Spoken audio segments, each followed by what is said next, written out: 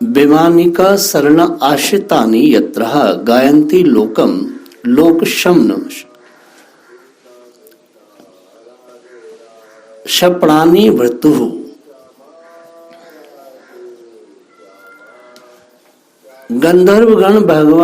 गंधर्वगण अपने प्रियाओं के सहित भगवान की पवित्र लीलाओं का गान करते रहते हैं। अगर किसी को गाने का बहुत शौक है तो वो भगवान के लिए गाए।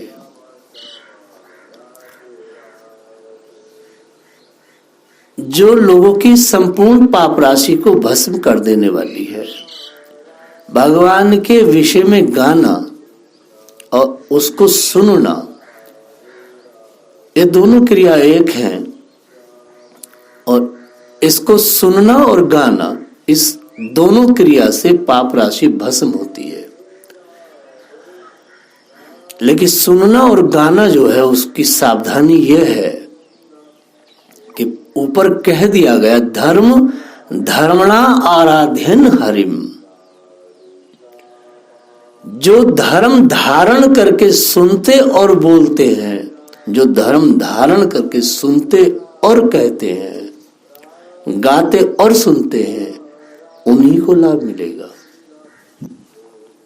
ऐसा नहीं कि विनोद अग्रवाल की तरह शराब पी के बैठ गए, बोले भाई गा रहे हैं और शराब पी के सुन रहे हैं, बोले सुन रहे हैं। स्पष्ट वेद का आज्ञा है धर्मेण आराध्यन हरिम। भगवान के विषय में सुनना और भगवान के विषय में कहना, दोनों से पाप राशि जो है भयानक वो नष्ट हो जाएगी। लेकिन पहले ही कह दिया गया धर्मेण आराध्यन हरिम। जो लोग धर्म के द्वारा आराधन करते, कैसे? गायंती लोक समलक्षण पढ़ांती भृतु। जो लोग सुनते हैं और गाते हैं धर्म धारण करके, उनका काम बनेगा। हम लोग भगवान की कथा को सुन रहे हैं। ये चर्चा आचार्य सुखदेव महाराज परीक्षित को कह रहे हैं। आजकल बड़ा ट्रेंड है, लोग भगवान के लिए गा रहे हैं, लोग भगवान के लिए सुन रहे हैं, लेकिन उनका लाभ क्यों नहीं मिल रहा है? मुंह में गुटके भरे हुए हैं, तंबाकू खा रहे हैं, कोई उनके अंदर धर्म धारण की कोई भावना नहीं है, बस गा बजा रहे हैं। किसी का भला नहीं होगा। धर्मेण आराध्यन हरिम गायन्ति लोक शमन पढ़ानी भृतुम। क्योंकि धर्म धारण करने के बाद ही जब ये दोनों क्रिया संपन्न होती है तो कार्य बनता है। और क्या स्थिति है आप देखिए भगवान के गाने की। जिस समय कोई भ्रमर उच्च स्वर से भगवान के लिए कुछ गुनगुनाता है। आपने देखा होगा भ्रमर गुनगुनाते मंदिरों में, भगवान के विग्रहों के आसपास, शिव जी की पिंडी के आसपास बहुत भंवरे रहते हैं मिठास के कारण। तो ये वहां की छाया है गोलोक धाम की।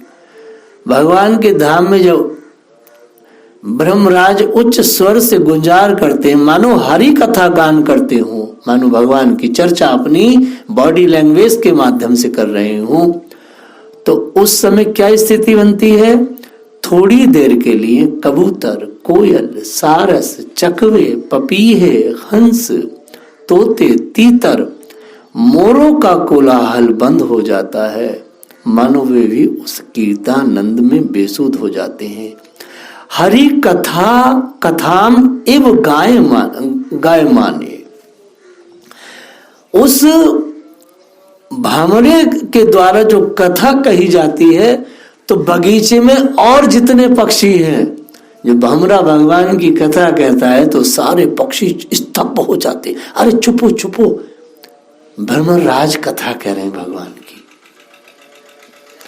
और ये दृश्य हमने अपने जीवन में देखा कि स्वामी राम सुखदास जी महाराज 3 नंबर पर गीता भवन में ऋषिकेश में श्री गंगा जी के तीर पर जब 1-1.25 घंटे की कथा कहते थे तो वो पूरा कथा स्थल जो है वो आम के बगीचों का है। वहां बहुत आम है, आपने तो देखे ही हैं।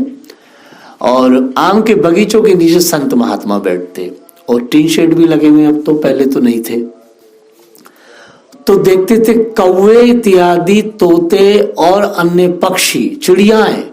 महाराज श्री के आने के बाद कोलाहल बंद हो जाता था और वो खुद कहते थे महाराज ये सब के सब आपकी कथा सुनना, इससे पहले ची ची ची खूब सारी कीर्तन कर रहे थे आपको बुलाने के लिए। ये प्रत्यक्ष देखा गया है।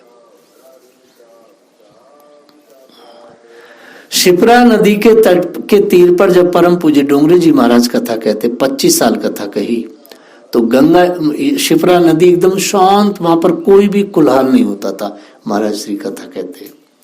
तो यही बात यहाँ कही जा रही है, हरि कथा एव गाय माने।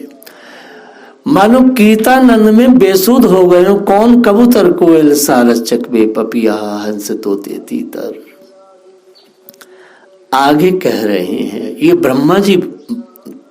ब्रह्मा जी देवताओं को भगवान की कथा बोल रहे हैं। मंदार कुंद गंधे अर्चित तुलसी का भरणिन तस्या यस्मिन तपः सुम सो बहु मानियंती। ब्रह्मा जी कह रहे हैं कि अरे देवताओं, श्री हरि तुलसी से अपने श्री विग्रह को सजाते हुए मैंने देखा है। कैसे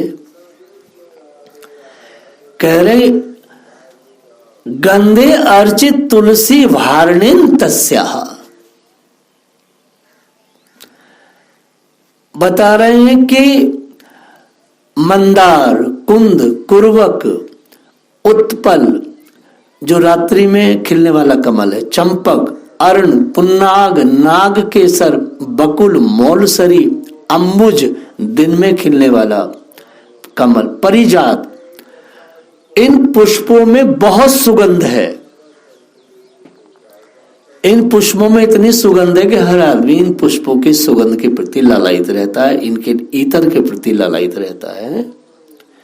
लेकिन श्री ब्रह्मा जी करे गंधे अर्चिते तुलसी का भारणिन तस्या।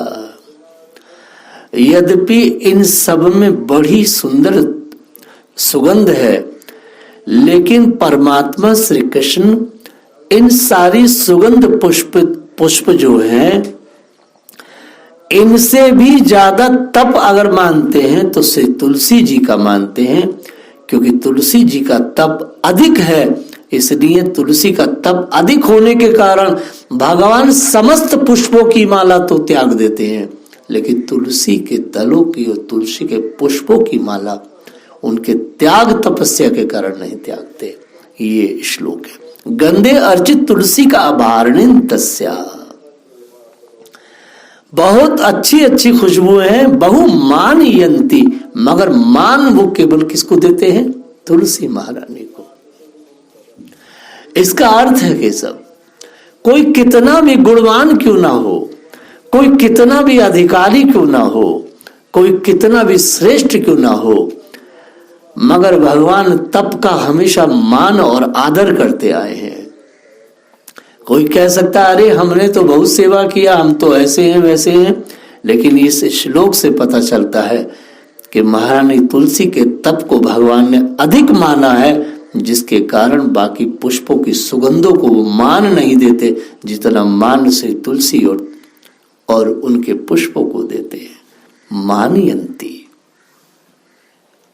कितने दयालु हैं भगवान। कभी भी किसी भी साधक के तप का वो तिरस्कार नहीं करते, उसे मान देते हैं। ब्रह्मा जी कह रहे यत्स कुलम हरिपाल निमित्र दृष्टे वैदुर्य मारे थे विमान यशाम बेहतर तटा स्मृत शोभे मुख्या कृष्णात आत्मनम न रजा आद धुरुत समीयात है। एक बात यहां बहुत अच्छी कही, कृष्णात आत्मना रजा, कृष्णात आत्मना रजः। बहुत ऐश्वर्य हो, बेदूरे मरकत मणि पन्ने स्वर्ण के विमानों से भरा हुआ वह पूरा गोलोक धाम। ब्रह्मा जी कह रहे हैं ये सब किसी कर्म फल से नहीं, ये बल्कि एकमात्र श्री हरि के पाद पद्मों की वंदना करने से ही प्राप्त होता है। कोई व्यक्ति भगवान के धाम को बड़े बड़े सुंदर कर्म करे, उससे वो भगवान और भगवान के धाम को प्राप्त नहीं कर सकता। भगवान के धाम को प्राप्त करने के लिए कृष्णात्मनम नरजः आद धुरत स्म याधे। इसमें मुख्य केवल भगवान के पाद पद्मों की वंदना अर्चना और उनका धारणा ही है। भगवान के भक्तों की एक बहुत विशेष बात है। श्री रूपिणी कोणयंती चरणार विंदम लीला अंबुजिन हरि सध्यानी मुक्त दोषा। देखिए दो चीजें हैं। भगवान की दो पत्नियां हैं, भूदेवी और श्री देवी, अर्थात धरती माता अर्थात लक्ष्मी माता। वैसे तो सभी भगवान की पत्नियां, ईश्वर की तो सभी दासियां हैं, हम सब दासियां हैं उनकी। जो व्यक्ति धरती का भी आश्रय लेता है तो उसे भी अभिमान जने क्या क्या हो जाता है। और यदि भगवान की पत्नी लक्ष्मी का आश्रय ले तो जीव अभिमानी और कितना उसके अंदर चंचलता आ जाती है। लेकिन यदि भगवान भक्ति देवी का आश्रय लेता है तो भूदेवी भी और श्री देवी भी उस भक्त के पीछे रहती है। ये बात पक्की है। जो चंचला है, धरती भी चंचला है, आज मेरे पास कल तुम्हारे पास, आज कागज मेरा कल कागज तुम्हारा, ये भी चंचला है, ये भी लक्ष्मी का ही स्वरूप है। और लक्ष्मी तो है ही चंचला, तो लक्ष्मी देवी का आश्रय भी चंचल करता है, भूदेवी का आश्रय भी चंचल करता है। लेकिन अगर भक्ति देवी का आश्रय लेता है तो दोनों चंचला स्थिर होकर आपके दरवाजे पर रहती है और भगवान तो बस में आ ही जाते हैं और ये चंचल कुछ नहीं कर पाते। आप आश्चर्य करेंगे, कृष्ण आत्मना नरजा आध धूरत सम्य अधे। जो भगवान के भक्त हैं, जिनका जीवन केवल भगवान के चरण कमल है, जिनका जीवन केवल भगवान का नाम है, जिनका सब कुछ साध और साधन केवल भगवान है, ऐसे भक्तों को सुंदर स्त्रियां जिनका बहुत सुंदर देह हो, जिनकी देह से सुगंध निकल रहा हो, ऐसी कमनियां, ऐसी सुमुखी सुंदरियां भी कितनी हास परिहास, कितना मंद मुस्कान और कितना काम विकार उत्पन्न कर ले, लेकिन भक्तों के हृदय में जहां भगवान स्थापित हो जाते हैं उनका किसी प्रकार का भी काम विकार, उनकी चेष्टाएं काम नहीं करती। अर्थात वो अपनी किसी भी क्रिया से भक्तों के हृदय में क्षोभ प्रकट नहीं कर सकती। श्री रूपणी कुणयंती चरणार अरविंद लीला अंबुजेन हरि सिंधानि मुक्त दोषा। इसको कैसे समझे? जब भक्त भगवान के पास जाता है, भगवान के धाम जाता है, तो जिस लक्ष्मी के लिए वो ललायित था और जिन सुंदर देह स्त्रियों के लिए ललायित था, अरे ये तो बड़ी विशेष है। भक्त लोग देखते, ब्रह्मा जी देवताओं से कह रहे हैं, मूर्खो, तुम जिस लक्ष्मी के लिए ऐसे ललायित हो और जिन सुंदर देह सुमुखियों के लिए ललायित हो, मैंने भगवान के धाम में जाकर के देखा कि वो इस लक्ष्मी जो बहुत ज्यादा चंचल थी, वो सब की सब ऐसी लाखों लक्ष्मियां परमात्मा श्री कृष्ण के लोक में झाड़ू बुहारी कर रही हैं, पौधों की सिंचाई कर रही हैं, सेवाएं कर रही हैं। और भगवान के जो भक्त हैं जिनके चित्त में केवल कृष्ण है, उन सुंदरियों की किसी प्रकार की चेष्टा भी भगवान के भक्तों को आकर्षित नहीं कर रही है। सबके सब भगवान को ही देख रहे हैं। उनका कोई भी शरीर का अंग भगवान के भक्तों को विचलित नहीं कर रहा है। कितनी प्यारी बात है। अर्थात भगवान के धाम में किसी प्रकार का काम विकार नहीं है।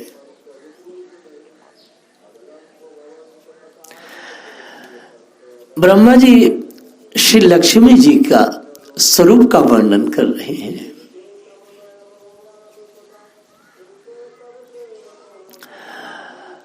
प्यारे देवताओं, जिस समय दासियों के साथ श्री लक्ष्मी जी कीड़ा वन में तुलसी दल द्वारा भगवान का पूजन करती हैं, आहा, भगवान बैठे हैं और श्रीमती तुलसी महारानी के दल और उनके पुष्पों से भगवान का जब पूजन करती हैं, तब वहां के निर्मल जल से भरे हुए सरोवरों में, जिनमें मूंगे के घाट बने हैं, अपने सुंदर अलकावली उन्नत नासिका से शोभित मुखारविंद देखकर यह विचार करके कि भगवान ने मुझे प्रेम किया है, ये जानकर बहुत ही अपने आप को सौभाग्यशाली समझती है।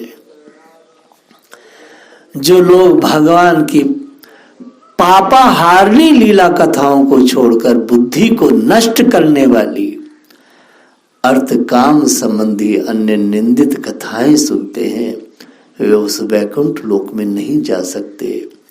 वो मनुष्य बड़े अभागे हैं जो सारहीन बातों को करते और सुनते हैं, इससे पुण्य नष्ट होता है। ये सब आश्रयहीन घोर नरक में डालने वाली बातें हैं संसार की। ज्ञानम चित्त विषम से धर्मम, ज्ञानम चित्त विषम से धर्मम यत्र नरा धनम भगवतो वितर वृत्यंत मुष्य सम्मोहिता वितत्या बता मायते। इस मनुष्य योनि की बड़ी महिमा है। वास्तव में इस मनुष्य योनि की बड़ी महिमा है। हम देवता लोग भी इस चाह करते हैं कि काश कि हम भारत भूमि में मनुष्य बने। इसी में तत्व ज्ञान और धर्म की प्राप्ति हो सकती है। केवल मनुष्य योनि ऐसी है, ज्ञानम चित्त विषम से धर्मम यत्र। तत्व ज्ञान की प्राप्ति केवल मनुष्य योनि में हो सकती है, किसी योनि में नहीं हो सकती। इसे पाकर भी जो लोग भगवान की आराधना नहीं करते हैं, वो वास्तव में उनकी सर्वत्र फैली हुई माया से ही मोहित है। वास्तव में पग पग पर भगवान की माया है जो मोहित करती रहती है, जिसके कारण मनुष्य तत्व ज्ञान का छात्र नहीं बन पाता।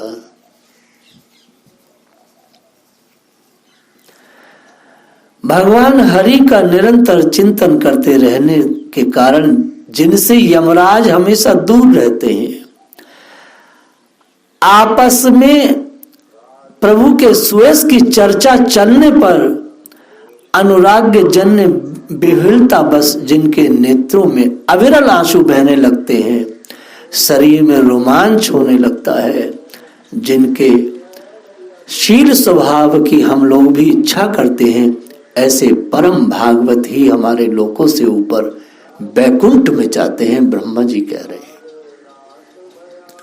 आंख भर रही हो। ब्रह्मा जी वैष्णवों का अनुमोदन कर रहे हैं, ब्रह्मा जी वैष्णवों की प्रशंसा कर रहे हैं।